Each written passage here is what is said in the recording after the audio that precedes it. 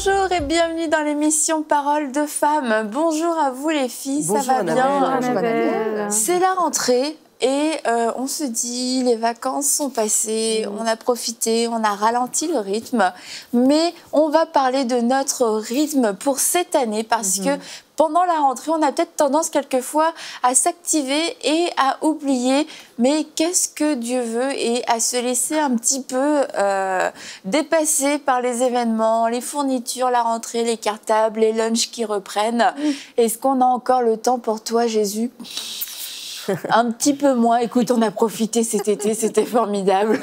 Donc, on va voir comment on peut, durant toute l'année, maintenir le rythme de Dieu, tout simplement, dans nos vies. Donc, c'est le programme de cette rentrée avec vous, mesdames. Et pour commencer, on va voir les temps d'attente. Parce que c'est difficile pour nous, en tant qu'humains et humaines, que d'attendre. On a l'impression, lorsqu'on attend, qu'il se passe absolument rien et que limite c'est une punition en fait. Et c'est vrai que dans ces moments de rentrée, on se dit j'ai tout sauf le temps d'attendre, il faut que je sois en action parce que sinon il va rien se passer. Évidemment, on est dans une société d'action. Tout défile à un rythme extrêmement rapide. Tout va super vite. On vit dans des sociétés en général où vraiment le rythme est extrêmement rapide, spécialement à la rentrée. On a ralenti cet été et puis là, on reprend le rythme et on pense souvent que quand il se passe rien, il se passe vraiment rien. Mais dans le monde spirituel, c'est toute une autre chose. Et aujourd'hui, c'est ça, on veut parler vraiment des fois dans le monde spirituel, spirituellement parlant, c'est dans les airs, c'est spirituellement que ça se passe. Et nous, on a l'impression que c'est hyper souffrant, qu'il se passe absolument rien et on pense que Dieu nous a oubliés. Et ce n'est pas le cas parce que souvent, c'est dans les lieux célestes que ça se prépare et il faut juste... Vraiment, c'est spirituellement qu'on en juge et c'est l'Esprit de Dieu qui va nous rendre témoignage de ce qui se passe. Donc, non, Dieu ne nous a pas oubliés. Et des fois, Dieu est en train de placer des choses, des événements, des personnes, des situations et qui ne se voient pas dans la réalité de tous les jours. Donc, des fois, on a l'impression vraiment que Dieu nous a oubliés, que la situation est latente et tout ça. Mais vraiment, il faut être patient et il faut savoir discerner les temps de Dieu. C'est vrai, vas-y. D'une manière générale, la nature nous enseigne beaucoup de choses. Et Jésus l'a souvent pris comme exemple pour enseigner. Et quand tu fais du jardinage, tu sais que quand tu sèmes, ça ne va pas germer demain. Il y a des graines qui prennent beaucoup plus de temps à germer. T'en as en 3-4 jours, c'est sorti, mais il y en a, ça prend un mois. Un jour, j'ai voulu faire pousser un bananier. Donc, j'avais acheté des graines de banane, non, mais ça existe, des graines de bananier. Mais les graines tropicales, c'est extrêmement long à faire pousser. Et j'ai attendu des semaines et des semaines avant qu'elles germent. Et sur tous les noyaux, c'est comme une forme de noyau là, que tu sèmes, la graine de bananier. Il y en a qui n'ont pas pris, mais il y en a 3 qui ont pris. Et j'ai attendu des semaines avant que ça sorte. Il faut se souvenir que c'est pas parce que tu les vois pas qu'il s'est rien passé, parce qu'en dessous de la terre, il y avait énormément de choses qui se passaient, mais tout un processus de vie qui est en train de démarrer, qui est en train de se développer. Et mes yeux le voyaient pas, mais elles ont fini par arriver. Donc, dans nos vies, il faut vraiment se souvenir que c'est exactement la même chose. Et Dieu sème dans nos vies beaucoup de choses. Et des fois, on piaffe en disant « Dieu ne fait rien dans ma vie, qu'est-ce qui se passe ?» Pourtant, j'ai demandé, il se passe rien, il m'a oublié, il m'a mise de côté, il m'a disqualifié. Et là, on a tout un tas de pensées qui arrivent. Et non, Dieu ne nous a pas disqualifiés, c'est juste que notre graine, elle prend peut-être plus de temps à germer. Et une fois que le germe sera sorti, ça donnera une belle plante. Mais il faut être patient et il faut croire qu'il se passe quelque chose quand on ne voit rien. Surtout que ce qui est dangereux finalement dans cet exemple de graines, c'est de se dire il se passe rien. Je vais juste arrêter puisqu'il se passe rien. Je vais pas couper de processus, je coupe pas la vie puisqu'il se passe rien. Donc là, tu prends tes choses, c'est nul, ça marche pas. Or, il y a tout ce travail invisible et au final, on voit que oui, il y avait tout. Il se passait vraiment quelque chose. La vie commençait à prendre, à s'attacher, à se former pour sortir. Et si on se dit j'ai failli les enlever, j'ai failli les jeter, pensant qu'il ne se passait rien, et tu te dis heureusement, et c'est la même chose en fait avec nous, c'est que Dieu fait ce travail invisible, il tisse des choses en nous, il fait germer des choses, il nous protège, et la pire chose qu'on peut faire, c'est de se dégager en disant Dieu tu fais rien, moi je bouge et puis j'avance et je vais faire mon propre chemin. Mais tu sais, comme on a dit d'entrée de jeu, c'est que c'est spirituellement qu'on discerne les choses, et là on vient de finir les vacances, on s'est mis en repos et là, on recommence et on a comme l'impression qu'on doit recommencer selon notre propre agenda. C'est comme des fois le temps de repos pendant l'été, ça nous a permis de penser que il y a telle chose que j'ai pas accomplie. Et là, maintenant que la rentrée recommence, je dois absolument, avant le 31 décembre, faire tout ce que j'ai pas fait dans les 7 derniers mois, dans les 3 mois qui restent.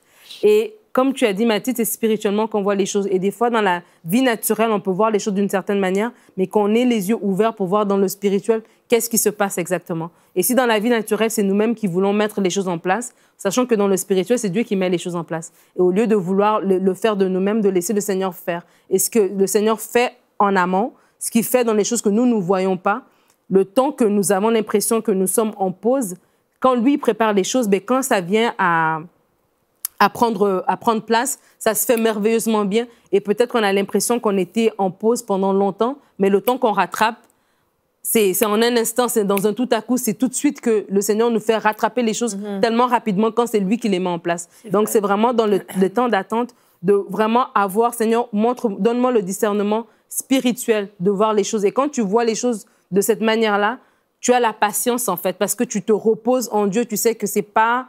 Tu n'as plus besoin de courir parce que quand lui va les faire, ben, il va les faire merveilleusement bien, en fait. Il y a une parabole qu'on cite souvent à propos du salut, hein, les vierges folles et les vierges sages. Je pense que le principe peut s'appliquer à n'importe quelle chose de notre vie en sachant que si on garde nos yeux sur l'objectif, si Dieu, par exemple, nous a fait des promesses, si on a mis notre foi pour un certain sujet, ou si on attend vraiment quelque chose, il faut garder les yeux fixés là-dessus et se garder prêt.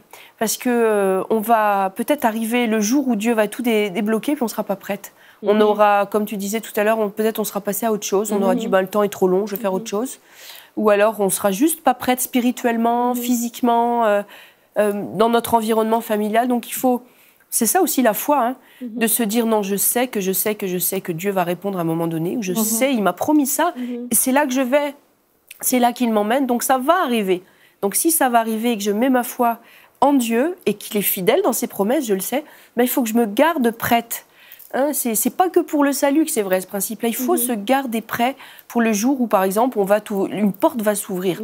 C'est peut-être des années que tu attends qu'elle s'ouvre, puis là, elle va s'ouvrir, tu vas pas être prête parce que tu as dit « Oh, ça fait tellement longtemps. » Parce qu'on a renoncé, on a abandonné l'idée, on a pensé à la place de Dieu. C'est fini. Il n'a rien fait, donc ça veut dire que Dieu a tiré un trait dessus, je tire un trait dessus. Et puis finalement, c'est là que la promesse arrive et on n'est pas prêt. Et on voit plusieurs histoires dans la Bible où il y a des gens qui ont attendu, des gens qui n'ont pas attendu. Mais en parlant de gens qui se sont peut-être impatientés, et moi je peux les comprendre, Marthe et Marie, avec leur frère Lazare qui est mort, on connaît l'histoire. Jésus arrive. Et en fait, elles sont vraiment dégoûtées. Elles disent, Jésus, si tu étais là, il serait vivant. Et puis, moi, je me dis, j'aurais dit exactement la même chose. Franchement, pourquoi tu n'es pas venu avant? Tu l'aimais, etc. Et Jésus a vraiment l'air d'être en retard à ce moment-là, comme s'il n'était pas au courant de la situation. Et Jésus a dit à Marthe, mais si tu crois, tu verras la gloire de Dieu. Puis je pense que là, on a vraiment une clé pour bien vivre les moments d'attente. C'est de se maintenir, de se nourrir et de grandir dans la foi, de ne pas se dire Jésus, t'es en retard, mais c'est de croire que je vais voir la gloire de Dieu d'une façon ou d'une autre, même si mon délai à moi, mon temps à moi, ce que j'estimais être un bon moment est déjà passé. Si on est allé au-delà de ma date limite, c'est de croire que je vais voir la gloire de Dieu. Mais c'est ça, Annabelle, j'aime beaucoup le fait que tu mentionnes des dates limites. Et je remarque souvent, des fois, je parle à des chrétiens, je parle à des gens, et en prière, ils disent « moi, j'ai mis un délai à Dieu, j'ai mis une date, j'ai tranché. Après ça, c'est fini, s'il se passe rien. » Mais qui sommes-nous pour mettre des dates à Dieu? Honnêtement, si Dieu fait une promesse, nous, notre travail, c'est de croire, de demeurer dans la foi jusqu'à temps que la promesse s'accomplisse. Et Dieu dit d'écrire la vision. Si Dieu nous a donné une promesse, écris la vision, parle la vision, prie la vision, déclare-la, continue de croire, l'arroser, et le temps de Dieu arrivera. Et je pense aussi des fois qu'il y a des délais à cause de notre attitude. Je pense que des fois, on se met au-dessus de Dieu, au-dessus du temps de Dieu. Notre temps est plus important que le temps de Dieu. Et des fois, c'est ça, c'est une question de positionnement. Les choses ne sont pas positionnées. Admettons, Dieu t'a promis que tu aurais un mari. Bon, toi, t'en as un. Mais... J'en avais deux.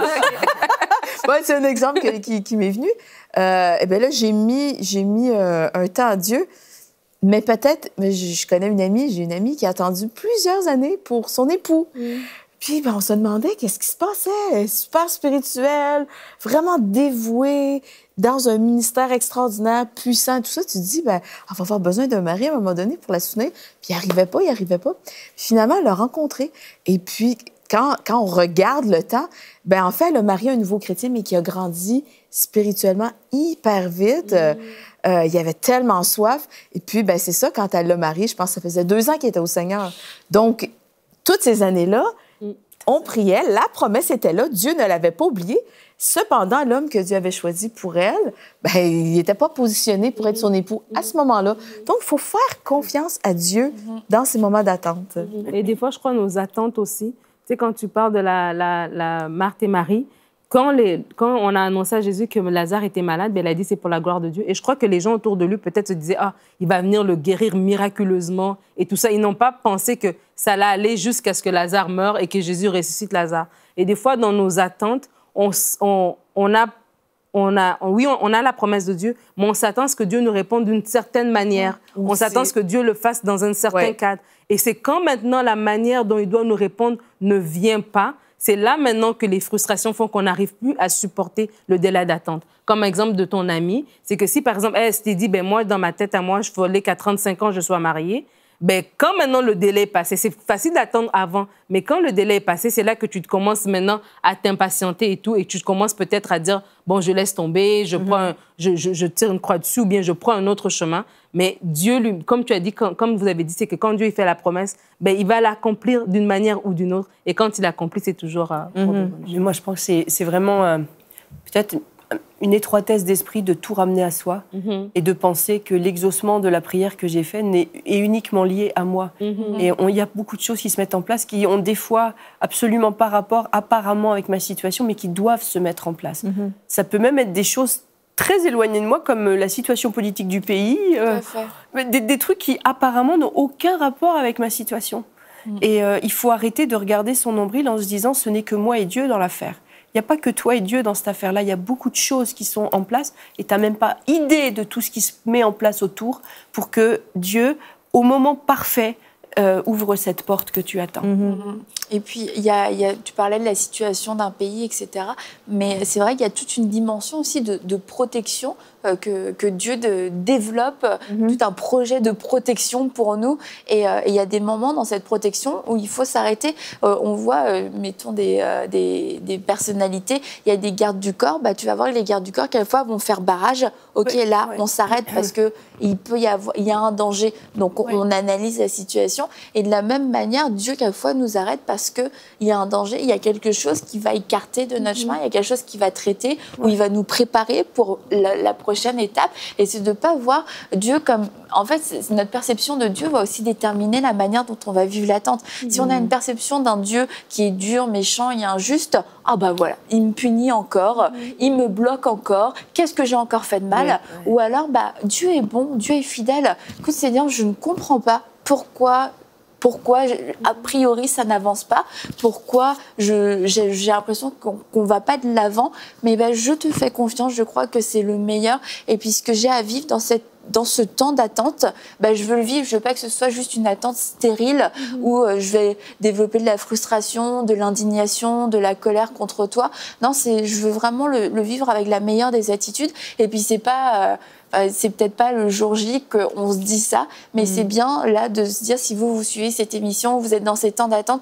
de vous repositionner devant Dieu en disant, Seigneur, je me repens d'avoir levé le poing contre toi, de t'en avoir voulu, et vraiment aide-moi à avoir la bonne attitude pendant cette attente, même si je ne comprends pas, parce que souvent la prière, ça va être, montre-moi pourquoi j'attends, mais peut-être que juste on le saura pas, donc ce sera pas non plus notre solution pour sortir de ce temps d'attente. C'est ça, tu as dit une chose, mais il faut savoir par rapport à Dieu, que Dieu n'est pas notre ennemi et Dieu n'est pas celui qui met des embûches sur notre chemin. S'il y a quoi que ce soit qui nous empêche, c'est à nous de se regarder le nombril, de se réévaluer. Est-ce que mes projets sont compatibles avec la parole de Dieu? Ou peut-être c'est quelque chose de bien, mais peut-être Dieu m'a dit non et je poursuis quand même dans cette voie. Donc, est-ce que Des fois, est-ce que c'est moi-même? Qu'est-ce que j'ai fait pour... des fois, il y a juste un temps d'attente, bien sûr, mais des fois, je pense qu'il faut juste être prête à évaluer notre attitude, à évaluer qu'est-ce qu'on a mis devant Dieu. Et c'est ça, souvent. Des fois, est-ce que je marche dans l'amour? Des fois, ma marche dans l'amour est juste totalement nulle. Je me pense au-dessus de tout le monde. Et après ça, je marche dans le déshonneur avec tout le monde. Et après, je pense que Dieu va bénir mes projets. Des fois, c'est peut-être pour ça qu'il y a de l'attente. Donc, je pense que c'est bien d'être connecté avec l'Esprit de Dieu pour que l'Esprit de Dieu nous parle et nous repositionne, nous remette sur le droit chemin. Et je pense, des fois, c'est juste persévérer. Hein? Celui qui croit verra la gloire de Dieu. Puis Marthe et Marie, ils ont attendu 4 jours pour que Jésus arrive. C'est long quand ton frère est mort. C'est long quand tu penses que Jésus va arriver avant qu'il meure. C'est hyper long. Puis là, tu te dis, je m'étais imaginé que Jésus arriverait juste à temps, avant son dernier souffle. Ben non. Non seulement il a passé son dernier souffle, mais il est enterré et il sent mauvais déjà.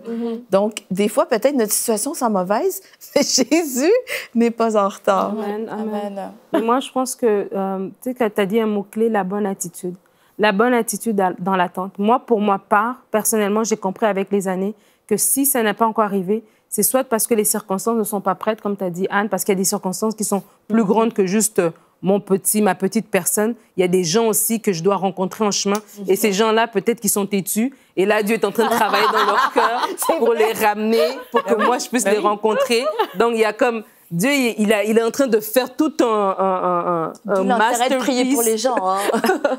Il y a tout un schéma, un labyrinthe qu'il est en train de créer pour concourir toutes ces circonstances-là. Ou des fois, c'est parce que je ne suis pas prête. Puis il y a des choses que je dis, Seigneur, je sais que tu m'as appelée pour telle chose, mais je ne suis pas prête. Et des fois, il faut avoir l'honnêteté de dire que, tu sais, en ce moment, parce que plus qu'on avance, plus les vents sont forts. Plus qu'on monte en attitude, plus les vents sont forts. Il faut aussi avoir l'oxygène, il faut aussi avoir le caractère, il faut avoir la capacité de pouvoir supporter les vents en haute attitude. Et des fois, on aspire à des choses, mais une fois quand on est rendu dedans, on se plaint, on trouve ça lourd, on trouve ça dur. Ben c'est peut-être qu'on n'était pas prêt, on y est rentré trop tôt. Mais si on y est rentré au bon moment, ben oui, c'est difficile, mais on a la capacité de porter ce qu'on a à faire parce que c'était le bon moment. Donc des fois, et c'est vraiment important, comme tu dis, de faire cet exercice pour dire, Seigneur, travaille-moi de manière à ce que quand je vais arriver au point où est-ce que tu vas me donner ce que j'ai, j'aurai la bonne attitude dans l'attente, arriver là, mais une fois là, la bonne attitude aussi pour pouvoir faire ce qui doit être fait de la bonne manière. Et là, je pense qu'en ce moment, on est en temps de rentrée. Et en temps de rentrée scolaire, il y a des gens qui peut-être reprennent une formation après avoir échoué une fois, peut-être même plusieurs fois. Et c'est difficile parce qu'on a prié pour ces examens, puis on ne les a pas encore eus. Et je voulais dire à ces personnes-là qu'il faut persévérer. Parce que Dieu a entendu vos prières. Il entend nos prières, hein, quoi qu'on fasse. Et c'est la bonne année. Ça va être une bonne année. Et quand on arrête de lever le poing contre Dieu, je me souviens une fois, j'avais passé un examen, puis je ne l'avais pas eu. C'était à l'âge adulte, hein, déjà. J'avais un petit examen d'ordre professionnel. Et puis, je ne comprenais pas pourquoi, et je m'énervais, et puis vraiment, je trépignais. Et puis, peut-être une dizaine d'années plus tard, j'ai compris qu'en fait, c'est juste que j'en avais pas besoin. Pour ce que Dieu avait à me faire faire, j'en avais juste pas besoin. Donc, c'était pas la peine que je me frustre comme ça, parce que je l'avais pas eu. Donc, il faut juste, des fois, être juste simple. On comprend pas pourquoi. Seigneur, tu sais pourquoi, toi. À partir du moment où on fait notre part, qu'on a été honnête, qu'on a été droit, qu'on a été travailleur, on est en règle devant Dieu. Alors on laisse le Seigneur faire. Puis il y a des choses qu'on ne comprendra pas, mais plus tard on les comprendra. Donc il ne faut pas s'entêter bêtement. Et le temps de Dieu est parfait, puis des fois il ne vient pas parce qu'on n'en a juste pas besoin. Et c'est pour ça que vraiment, quelquefois la clé de l'attente, on se dit, c'est le fait de comprendre, de savoir. Mais ça, je crois pas, parce que ça peut vraiment nous pousser même à nous entêter dans des chemins, dans des raisonnements, dans des conversations, des choses qui vont finalement affaiblir notre foi. Et le but de l'attente, s'il doit y avoir un but dans cette attente, c'est de s'approcher du Seigneur, tout simplement. C'est de s'approcher de celui qui comprend les temps et les moments, qui a disposé les temps et les moments de sa propre autorité dans ma vie, dans ta vie. Et il y a des choses que non, je ne comprendrai jamais là, mais en étant sur Terre. Et si j'arrive pas à être heureuse et à être en paix avec ça, la vie va être longue. Mais Dieu n'a pas de compte à me rendre. Mais dans son intimité avec lui, c'est sûr que je vais avoir beaucoup plus de réponses que si je me tiens loin de lui. Mais même dans l'intimité avec lui, il y a des choses que mon intelligence ne peut juste pas comprendre, puis des choses j'ai juste même pas besoin de les comprendre. Et c'est de savoir que je peux lâcher prise. Et vraiment, les temps d'attente, c'est des bons moments pour lâcher prise et puis s'abandonner pleinement au Seigneur, parce que tant qu'à faire de rien comprendre, de se demander un peu où on va, c'est quand écoute Seigneur, c'est tellement inconfortable, autant que je me lâche complètement dans tes bras et en pleine confiance. Au moins, écoute, ça va être mieux que si moi j'essaye de me rattraper un peu dans le noir, de tâtonner ici et là, parce que là, non seulement c'est inconfortable, mais c'est là même que ça devient dangereux, parce qu'on va vouloir avancer par nous-mêmes dans un chemin qui n'est pas forcément prêt ou qui n'était juste même pas le nôtre. C'est un vrai poison de trop se compliquer la tête et d'essayer de toujours tout comprendre. C'est que moi, j'en entends souvent des gens qui me disent « Ah, mais si Dieu fait ça, c'est parce que si, parce que ça, puis on se met à la place de Dieu. Mais il y a une grande richesse dans la simplicité. Et de juste prendre chaque jour comme une unité, puis de réussir chaque journée. Aujourd'hui, je suis près du cœur de Dieu, je suis bien nourrie de la parole de Dieu, j'ai obéi, j'ai fait ce que j'avais à faire. Et puis, chaque jour, mis les uns après les autres, au bout du compte, on aura fait la volonté de Dieu, il y aura plein de choses qui se seront déroulées. Donc, essayer de trop compliquer les choses, comprendre pourquoi Dieu ci, pourquoi Dieu ça. Moi, j'en ai vu vraiment qui se sont empoisonnés avec des raisonnements comme ça. Je me souviens d'une jeune fille comme ça qui était dans l'attente. Et elle se brûlait la cervelle littéralement, essayait de comprendre pourquoi. Puis elle était toujours dans l'introspection. Qu'est-ce que j'ai fait de mal? Qu'est-ce que j'ai fait ci? Qu'est-ce que Dieu veut que je fasse plus? C'est parce qu'il veut me faire comprendre ci. Et elle se brûlait la cervelle à essayer de comprendre. Et pendant ce temps-là, elle n'avançait pas. Donc parce que c'est pas anodin de se perturber les pensées en essayant de comprendre. Ça occupe nos pensées, ça a le potentiel, comme tu disais tout à l'heure, d'amener de l'amertume. Quand on ne comprend pas et qu'on dit quand même, Dieu, tu n'as pas compris ça quand même, franchement. Et ça amène de l'amertume, c'est une porte ouverte à beaucoup de pas en arrière dans notre vie. Non seulement ça empêche d'avancer, mais ça nous fait reculer. Donc je pense que c'est une grande richesse que d'apprendre à rester simple devant Dieu, puis de prendre les choses comme elles viennent. Je ne comprends pas, mais je te suis, Seigneur. Donc au bout du compte, je sais que ça sera pour mon bien. Moi, j'avais le souvenir de deux femmes qui attendaient la maternité. Parce que ça, c'est un temps d'attente, des fois, qui est très long et qui nous est imposé. Et c'est même pas un temps d'attente de préparation parce que tu te dis, je suis prête à avoir ces enfants. Et comme tu parlais que quand on est dans les temps d'attente, de rester connecté au Seigneur. Parce que la frustration va, des fois, nous voler notre joie et même nous voler notre relation avec Dieu. Parce que Dieu est souverain et c'est lui qui décide des temps et des moments. Et j'en connais une des deux qui, justement, à cause de cette frustration, ça a mangé dans sa relation avec le Seigneur. Elle s'est frustrée contre le Seigneur. Et vraiment, elle a perdu des années parce qu'elle est restée dans une sécheresse comme ça, au niveau spirituellement, parce qu'elle a tourné le dos à Dieu. Et l'autre qui s'est dit, Seigneur, tu sais quoi? Tant pis, c'est toi qui contrôles toutes choses. Au moins, pendant ce temps-là, ça veut dire que j'ai un temps où est-ce qu'il y aura juste toi et moi. Il n'y aura pas des petits bonhommes qui vont nous déranger. Ça va être un temps de nous deux, on va être ensemble. Et elle a grandi avec le Seigneur. Pas pour dire que c'est ça qui a changé la chose, mais ce que je veux dire, ça a changé déjà dans leur façon d'être. C'est des années qu'elles ont perdu, que l'une a perdu parce que justement, elle s'est frustrée contre Dieu. Et aujourd'hui, l'une d'entre elles, elle a 3 enfants. Et ça me fait rire parce qu'elle a comme 3 enfants en dessous de 4 ans, donc elle est vraiment dans les couches et les laits et tout ça.